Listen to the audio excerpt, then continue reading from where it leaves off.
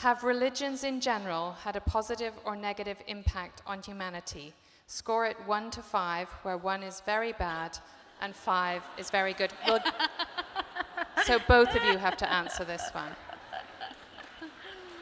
Go first. Oh, God. Oh, God.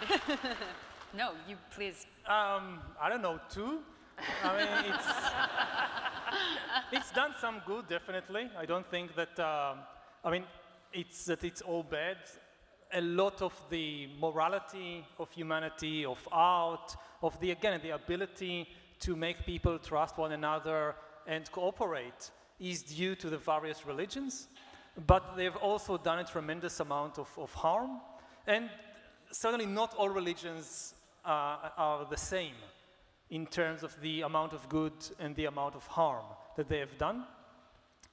But ultimately, both in the past and also today, I don't think they are really necessary for morality or for trust or for cooperation. In the end, morality is about reducing suffering in the world.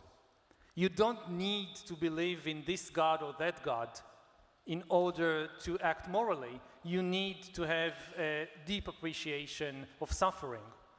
I do think that we need spirituality as against religion in all times, in all cases. But for me, spirituality and religion are totally different things. They are almost the opposite of one another. Spirituality is about questions, and religion is about answers.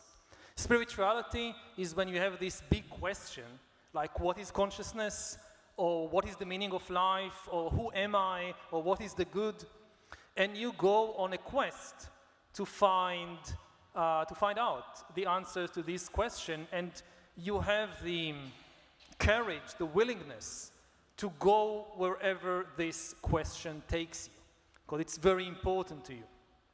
Religion is about answers. It's when somebody comes and says, this is the answer, you must believe that.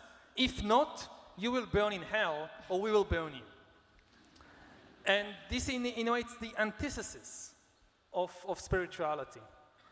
And I think that in the 21st century, we need probably spirituality more than ever before, because a lot of spiritual questions and philosophical questions are suddenly becoming practical questions.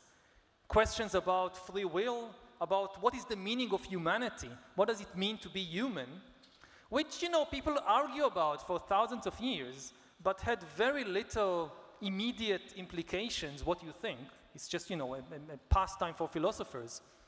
Suddenly, it becomes a question for engineers, because we are able, or soon we will be able, to start re-engineering humans.